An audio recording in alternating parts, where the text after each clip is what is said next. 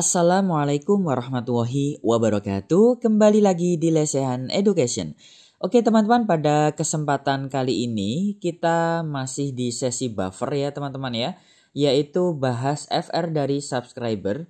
Dan pada video kali ini kita sampai di part 31. Mungkin ada teman-teman yang belum melihat di part 1 sampai 30, silahkan teman-teman bisa cek di video-video sebelumnya. Dan pada kesempatan kali ini teman-teman kita akan membahas tentang tes wawasan kebangsaan atau TWK, yaitu tentang FR terbaru teman-teman ya. Jadi sudah banyak sekali informasi yang masuk di Lesehan Education terkait dengan FR khususnya untuk TWK. Yang mana pada beberapa hari ini, 4-5 hari ini itu sudah ada banyak sekali yang mengatakan bahwa TWK ini merupakan bidang yang paling susah di 4-5 hari ini ya teman-teman ya. Oke, mereka mengatakan bahwa TWK ini tidak ada hafalannya. Jadi full penalaran ya, rasa-rasanya itu seperti soal-soal TKP seperti itu ya teman-teman ya.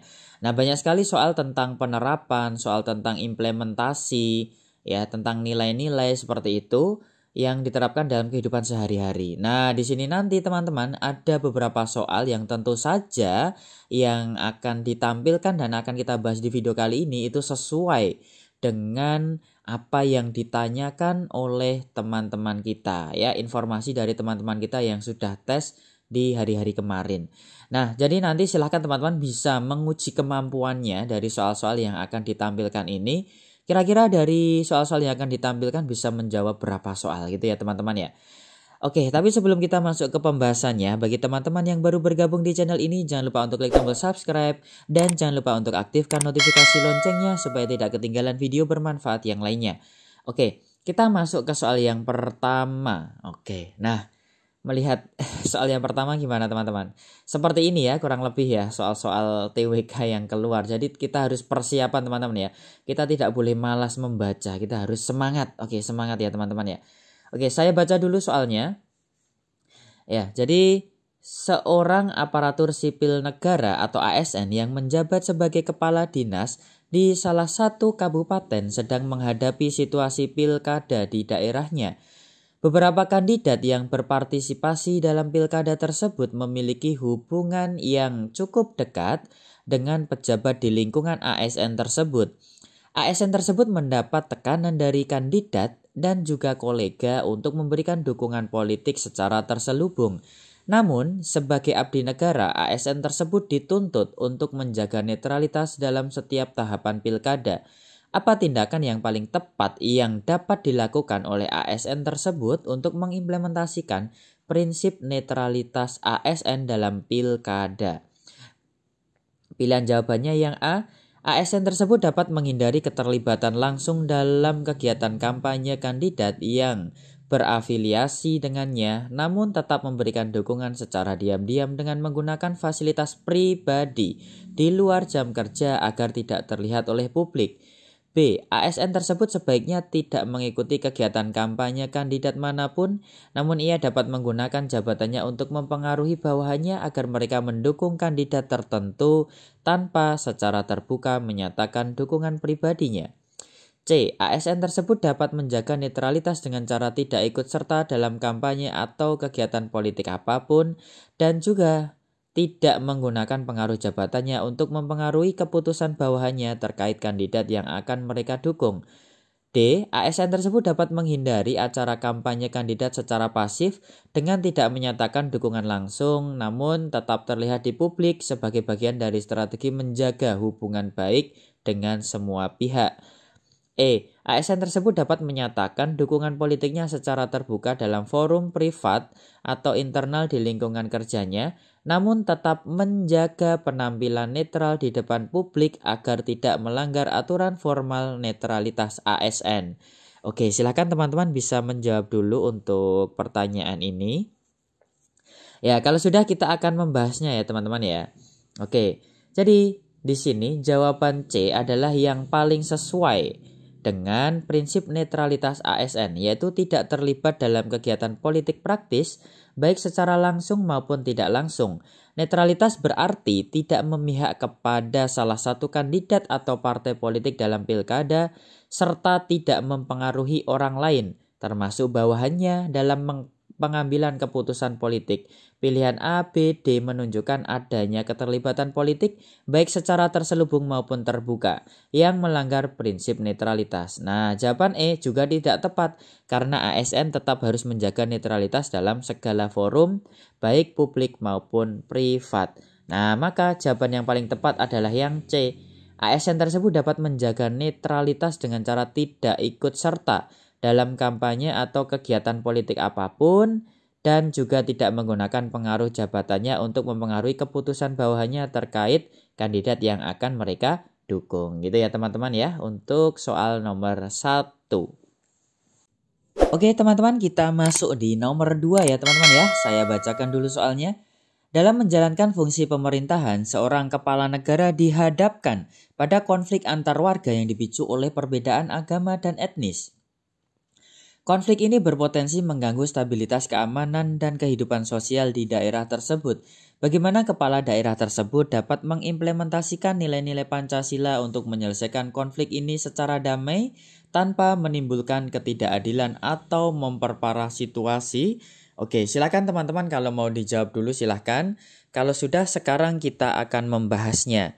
Ya, saya baca dulu tapi ya pilihan gandanya. Yang A. Kepala daerah dapat melibatkan tokoh-tokoh agama, adat, dan masyarakat melalui musyawarah mufakat untuk mencari solusi yang tidak hanya mengutamakan salah satu kelompok, tetapi mempertimbangkan kepentingan semua pihak dalam semangat persatuan dan kebersamaan.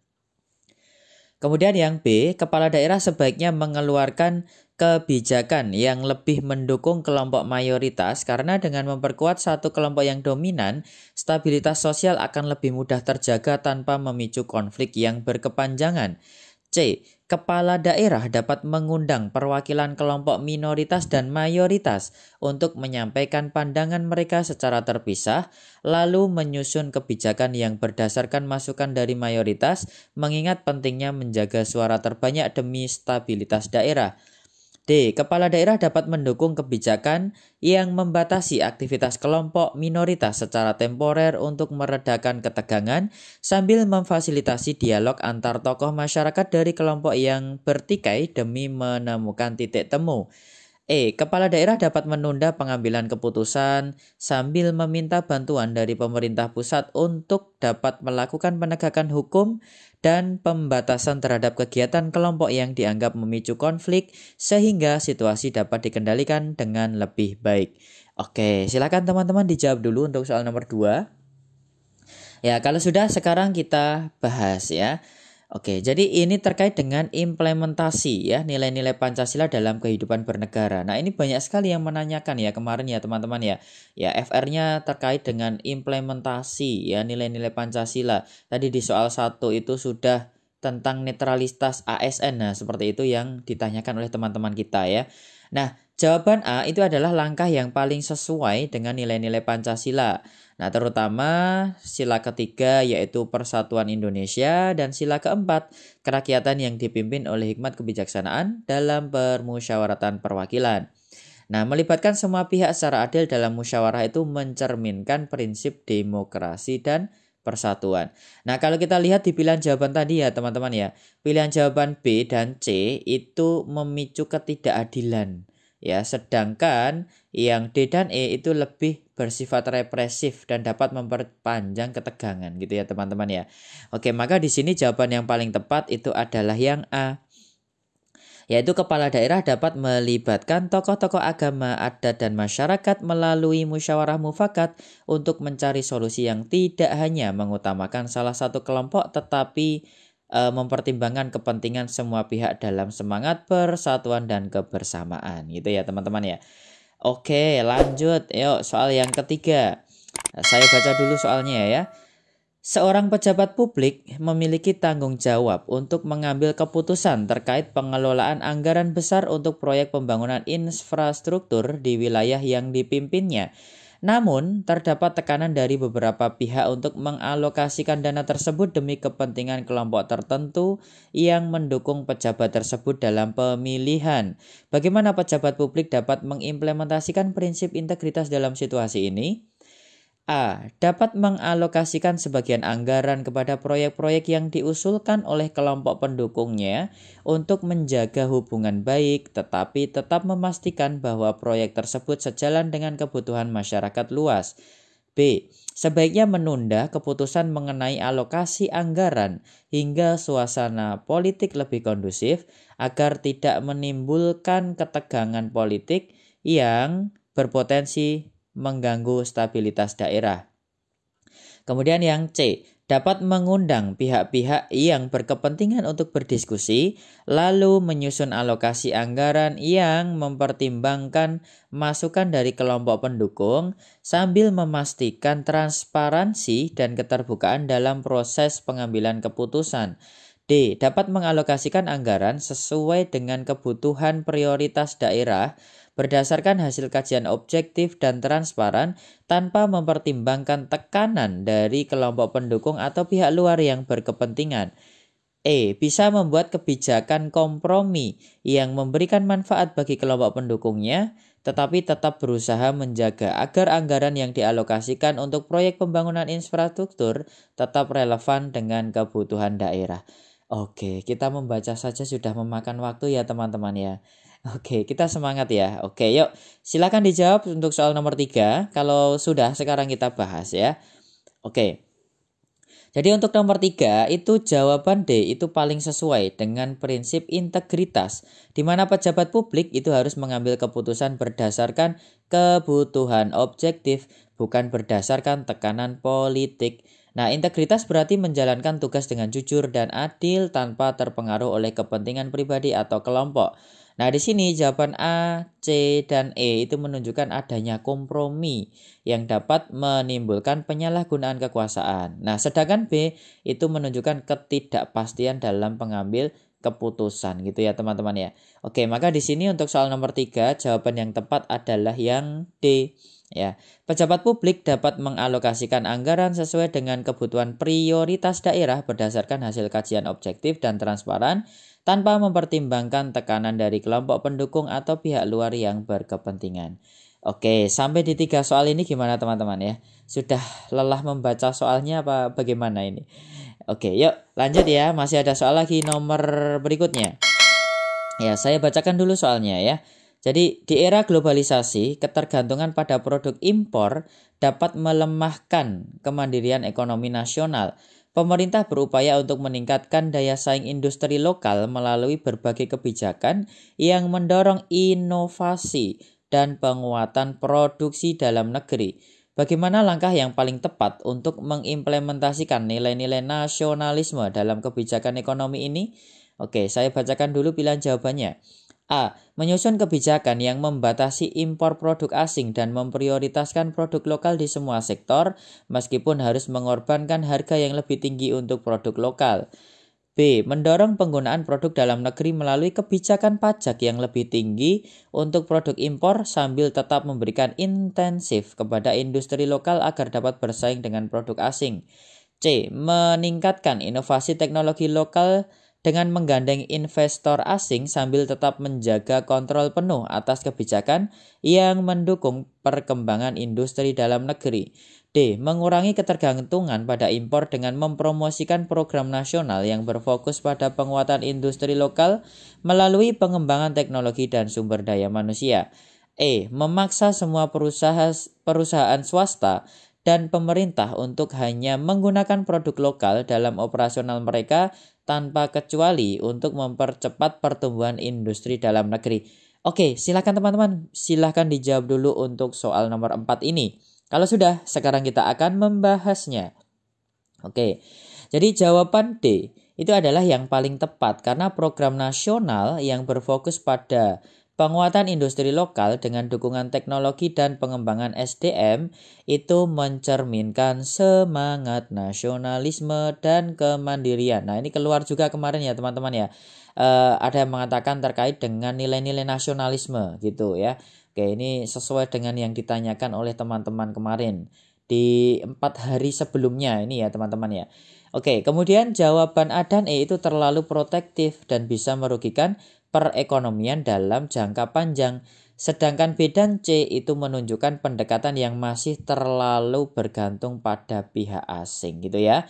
Jadi di sini nanti kita juga melihat ya, karena ini terkait dengan semangat nasionalisme, maka jawaban yang tepat adalah yang D ya. Pemerintah dapat mengurangi ketergantungan pada impor dengan mempromosikan program nasional yang berfokus pada penguatan industri lokal melalui pengembangan teknologi dan sumber daya manusia.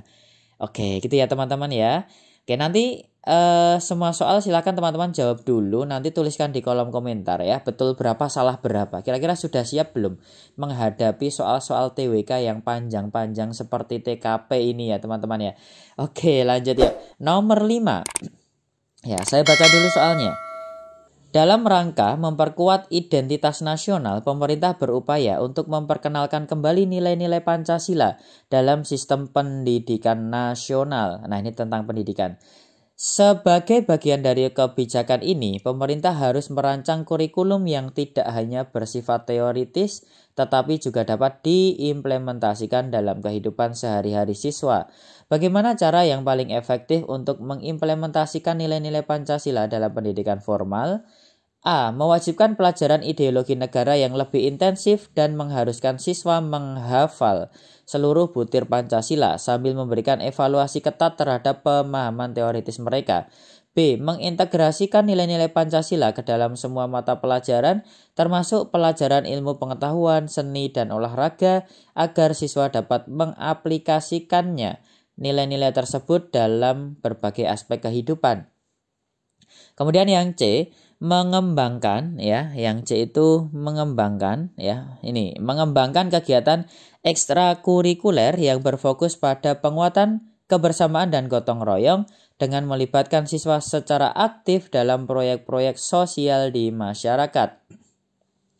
Kemudian yang D, memperbanyak kegiatan diskusi di kelas tentang sejarah Pancasila dan peranannya dalam pembentukan negara dengan memastikan siswa memahami pentingnya Pancasila sebagai ideologi negara. Kemudian yang E, meningkatkan jam pelajaran khusus tentang Pancasila dan kewarganegaraan sehingga siswa lebih terpapar pada pemahaman teoritis dan historis mengenai Pancasila dan nilai-nilai yang terkandung di dalamnya gitu ya. Oke, silakan teman-teman bisa dijawab dulu untuk soal nomor 5. Kalau sudah, sekarang kita akan bahas ya. Oke, jadi di sini jawaban C itu adalah yang paling tepat karena mengimplementasikan nilai-nilai Pancasila dalam kegiatan sosial seperti gotong royong dan kebersamaan lebih efektif daripada sekedar pemahaman secara teoritis. Jadi di soal sudah disampaikan ya teman-teman ya. Jadi di sini fokusnya itu adalah gimana caranya biar lebih biar lebih efektif gitu ya daripada pemahaman hanya secara teoritis itu aja ya teman-teman ya.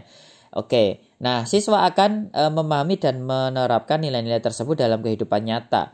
Nah kalau kita lihat jawaban A, D, dan E itu terlalu fokus pada aspek teoritis tanpa memberikan kesempatan pengalaman secara langsung. Sedangkan B itu juga baik sebenarnya, tapi masih kurang terarah dalam implementasi praktis. Nah gitu ya teman-teman ya. Jadi jawabannya mirip-mirip ya teman-teman ya. Nah ini kita harus jeli juga ya. Oke, jadi jawaban yang paling tepat adalah yang C, yaitu pemerintah dapat mengembangkan kegiatan ekstrakurikuler yang berfokus pada penguatan kebersamaan dan gotong royong dengan melibatkan siswa secara aktif dalam proyek-proyek sosial masyarakat. Gitu ya teman-teman ya. Oke, gimana? Dari 5 soal sudah benar berapa, salah berapa? Oke, lanjut yuk. Soal nomor 6. Nah, ini sepertinya soal yang terakhir teman-teman ya. Oke, seorang jaksa dihadapkan pada kasus korupsi besar yang melibatkan seorang pejabat tinggi. Tekanan dari berbagai pihak, termasuk pihak yang berkuasa, menuntut jaksa untuk mengambil keputusan yang menguntungkan salah satu pihak. Bagaimana seorang jaksa dapat mengimplementasikan prinsip integritas dalam menjalankan tugasnya? Saya bacakan dulu pilihan jawabannya. Yang A, menunda proses pengadilan sampai tekanan politik mereda sehingga ia dapat memutuskan dengan lebih bijaksana tanpa terpengaruh oleh situasi yang ada. B. Melakukan konsultasi dengan berbagai tokoh berpengaruh untuk memperoleh dukungan dalam mengambil keputusan yang tetap sejalan dengan prinsip hukum. C. Membuat keputusan berdasarkan fakta dan bukti yang ditemukan selama proses penyelidikan tanpa mempertimbangkan tekanan dari pihak manapun meskipun keputusan tersebut beresiko bagi karirnya. D. Melibatkan masyarakat luas melalui media massa untuk memberikan tekanan balik kepada pihak yang berkuasa agar kasus ini dapat diselesaikan dengan adil. E. Menyusun strategi kompromi di mana ia memenuhi sebagian tuntutan dari pihak yang berkuasa, namun tetap menjaga agar sebagian proses besar hukum berjalan sesuai dengan ketentuan yang berlaku. Oke, silakan teman-teman bisa dijawab dulu untuk soal nomor 6 ini. Ya, kalau sudah sekarang kita akan membahasnya. Oke, jadi di sini jawaban C itu paling sesuai dengan prinsip integritas ya teman-teman ya. Di mana keputusan harus didasarkan pada fakta dan bukti yang valid tanpa dipengaruhi oleh tekanan dari luar. Pihak A, pilihan jawaban A itu menunjukkan kurangnya keberanian dalam menghadapi tekanan. Kemudian B, E itu menunjukkan adanya kompromi yang mengarah pada penyalahgunaan wewenang gitu ya teman-teman ya. Oke, maka di sini jawaban yang paling tepat itu adalah yang C, yaitu jaksa dapat membuat keputusan berdasarkan fakta dan bukti yang ditemukan selama proses penyelidikan tanpa mempertimbangkan tekanan dari pihak manapun meskipun keputusan tersebut beresiko bagi karirnya. Oke, maka di sini jawabannya adalah yang C. Nah, dari 6 soal ini teman-teman tadi yang sudah menjawab kira-kira betul berapa, salah berapa. Ya, bagi teman-teman yang belum tes kira-kira sudah siap jika nanti menghadapi soal-soal yang panjang seperti ini. Tentu saja dibutuhkan fokus dan konsentrasi yang lebih ya teman-teman ya. Intinya nanti ketika tes jangan panik ya, tetap relax ya, dianggap sebagai tryout gitu aja ya, tapi tetap fokus dan konsentrasi. Oke, mungkin itu dulu teman-teman ya untuk pembahasan video kali ini. Semoga yang saya sampaikan bisa bermanfaat ya. Apabila nanti teman-teman bisa ini ya mendapatkan informasi atau apa yang perlu kita bahas, silahkan tuliskan di kolom komentar. Terima kasih teman-teman semuanya. Jangan lupa dukung terus channel ini. Jangan lupa untuk klik tombol subscribe dan aktifkan notifikasi loncengnya. Berikan komentar dan share video ini jika bermanfaat. Sampai bertemu kembali di video selanjutnya. Wassalamualaikum warahmatullahi wabarakatuh.